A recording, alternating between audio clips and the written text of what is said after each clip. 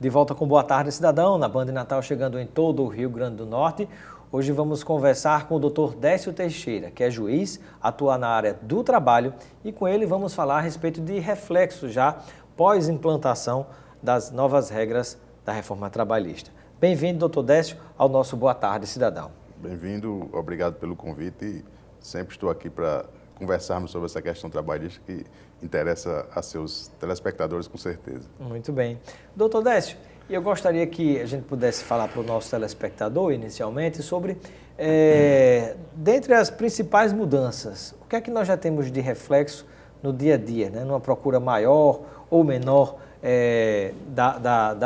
digamos assim, do acesso à justiça para defender seu direito. Isso diminuiu, não diminuiu? Como é que está sendo na prática a implementação dessas novas regras? Bom, a reforma trabalhista final de 2017, né, ela veio com algumas 3 ou 4 vertentes, né? Uma parte de desregulamentação de direitos, de perda efetiva de direitos dos trabalhadores, principalmente em relação à questão de jornada de trabalho. Alguns direitos de horas extras foram suprimidos, como, por exemplo, a hora de percurso, alguns tempos que eram à disposição do empregador e deixaram de ser, como troca de roupa, etc. E, em relação ao intervalo intra-jornada também, houve uma supressão parcial do direito, que era considerado, a hora extra era considerada verba salarial e passou a ser indenizatória. Em outra vertente também, ela veio flexibilizar, né, várias questões trabalhistas, principalmente com o negociado valendo mais do que o legislado. Hoje, aquilo que for negociado entre as empresas e os sindicatos tem uma força maior do que a própria legislação trabalhista. Isso aí também veio essa flexibilização. E, por fim, houve a questão relativa ao acesso à justiça, né? Como você falou, que o acesso à justiça com a reforma trabalhista ficou extremamente limitado e prejudicado para o trabalhador. Difícil e arriscado, né? Porque você tem uma situação onde, vamos dizer que o trabalhador se sentiu lesado. E mesmo que, por exemplo, o trabalhador tenha razão, às vezes fica receoso de entrar na justiça porque há o risco dele perder, e se ele perder, ele tem que pagar todas as custas, né? Não só as custas, como também o advogado da outra parte. O advogado da outra parte também. As custas como uma forma geral, né, dos custos do processo, digamos assim. A mudança na CLT trouxe essa novidade, digamos assim, em relação aos honorários que chamam de honorários de sucumbência. Quando uma parte é sucumbente, arca com os honorários do advogado da outra. Só que essa mudança na CLT, ela veio com, digamos assim, com mais intensidade do que o que prevê o próprio Código de Processo Civil, que parte do princípio que as partes litigantes têm igual condição econômica e financeira, né? Por quê? Porque no processo civil, quando a parte autora é sucumbente, ou seja, quando ela perde a ação e é beneficiária da justiça gratuita, ela não está obrigada a pagar de imediato os honorários. Só se a questão financeira dela, né, se ela, nos próximos 5 anos, ela conseguir mudar a sua situação financeira, desde que possa arcar com essa despesa. Já na legislação trabalhista, após a reforma, o texto traz uma previsão legal, expressa, de que esse valor dos honorários da outra parte pode ser descontado de algum crédito que o trabalhador tenha oferido naquele processo ou em outra ação que ele tenha entrado na justiça. Ou seja, ele de imediato já pode ser responsabilizado por esses pagamentos, mesmo que ele seja beneficiário da justiça gratuita. Doutor Décio, e o que dizer, por exemplo, de relações que ficaram precárias depois da reforma trabalhista, como, por exemplo, o caso que você vê aquela turma trabalhando, né, para entregar alimentos, entregar comida do Uber, iFood, esse negócio todinho, o pessoal vai entregar, às vezes, entregando de bicicleta no sol quente, não tem direito a plano de saúde, não tem direito a atendimento de nenhuma espécie, não tem direito trabalhista, não é empregado nem de quem está encomendando aquela refeição, não é empregado do restaurante, não é empregado do aplicativo. Como é que vocês, como juiz, estão se deparando diante dessa situação que foi provocada pela legislação trabalhista? Esse fenômeno do Uber, especificamente, dos aplicativos de transporte por aplicativos, é um fenômeno mundial, né? Inclusive, vários países já se debruçaram sobre essa matéria em questões pontuais, em questões específicas, no sentido de, ora, reconhecer o vínculo com a própria Uber e, ora, não reconhecer. Então, é uma coisa que é meio pantanosa, digamos assim. Como é que está no caso do Brasil? No Brasil, existem questões muito pontuais, muito muito, digamos assim, aleatórias, uma outra que entra com... Aí já há decisões reconhecendo e há decisões também não reconhecendo. Os tribunais em si, o Tribunal Superior do Trabalho ainda não se manifestou sobre a matéria de forma a pacificar o entendimento da instância inferior. Então, a coisa ainda está meio pantanosa. Mas o que a gente vê na prática, né, é que o prestador de serviço, digamos assim, da Uber, ele trabalha por conta e risco e tem um sócio, né, que é a Uber, que parece que a taxa é bem alta, algo em torno de 25% que ele paga. Né? O motorista paga praticamente a metade da corrida vai para o Uber. Segundo me disseram alguns motoristas. Mas eu já ouvi falar que era 25%, eu não sei quanto é. Então, quer dizer, é um percentual bastante alto, né? E você entra com todo o risco do negócio, todo o custo, né? Com o carro seu, etc, etc. Aí, algumas pessoas dizem que vale a pena, né? Eu realmente tenho dúvidas ainda se daqui no espaço daqui mais uns 5 ou 10 anos, se esse pessoal que está prestando esse serviço vai ter condições de continuar prestando. Porque o carro é um bem de consumo, ele vai deteriorar e vai acabar, né?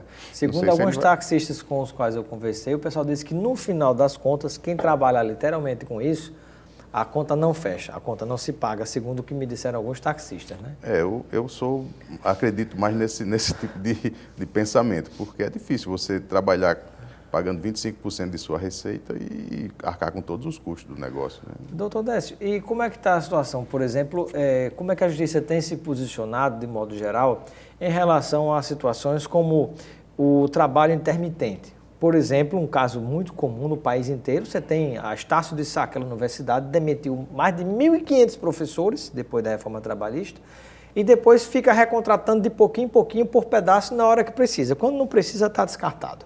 Né? Então você vê, por exemplo, que às vezes, vou contratar você vai trabalhar de março a junho, por exemplo. Não trabalha os outros meses, mas todo mês a pessoa tem que pagar água, luz, telefone. Como é que fica? Como é que a pessoa consegue se organizar, se estabilizar numa situação como essa, né? O contrato intermitente me parece que foi pensado pelo legislador, mas no sentido de atender essas empresas que trabalham em serviços sazonais, tipo final de semana, alguma coisa assim. Um garçom que por exemplo, o bar só abre final de semana, né? Uma casa dessa de festa, alguma coisa desse sentido, assim, em situações bem específicas, né? Não é uma coisa de forma geral que você vai contratar uma pessoa para trabalhar 1 ou 2 dias por semana. Mas estão se aproveitando disso, né? Bom, o grande problema é que ninguém pensou na questão previdenciária, né? Porque hoje, se o trabalhador intermitente ele for recolher a previdência sobre os dias que ele trabalha, ele vai ter que completar do bolso dele, né? Ou então ele nunca vai se aposentar, né? Não, porque tem que assinar a carteira. Né? O trabalho intermitente assina a carteira, ou seja, conta o tempo para a aposentadoria. Só que o INSS... Mas não pelo recolhimento. O INSS paga o benefício mínimo de um salário mínimo. Então, aquilo que não completar o salário mínimo, ele vai ter que arcar com esse custo da Previdência. Ou seja, se ele trabalhar 1 dia por semana ou 2, ele vai terminar pagando de Previdência quase o que ele recebeu. E hoje a Previdência Social já recebe a pancada também da reforma trabalhista, porque a Previdência Social hoje arrecada menos de acordo com esses tipos novos de contrato, não é verdade? Mas a ideia da reforma trabalhista foi aumentar o número de empregos, né? E resolver um problema na economia. Na prática, a gente não tem verificado isso. Pelo menos o que a mídia tem noticiado é que não houve um aumento significativo do número de empregos. Aqui a classe se divulga como que o emprego aumentou, mas na verdade, na prática, o emprego não aumentou. Você tinha uma grande quantidade de pessoas que trabalhavam, foram demitidas, sobretudo quem ganhava mais. Aí muitos foram recontratados, aí registra como se fosse um contrato novo, que não é. E outros permaneceram desempregados porque tinham salário maior e outros conseguiram emprego porque têm um salário menor. Então, no final das contas, né, parece que para o trabalhador mesmo, para o empregado, não foi bom. Eu não sei se foram criados novos empregos ou, como você falou, alguns foram substituídos por novos empregados, né, numa situação, digamos assim, menos favorável àquele empregado que antes ganhava mais, como você falou. Realmente, eu acho que a estatística não tem como aferir isso aí. Mas o que a gente vê é que o CAGED publica cada mês o número de novas vagas que foram criadas, né?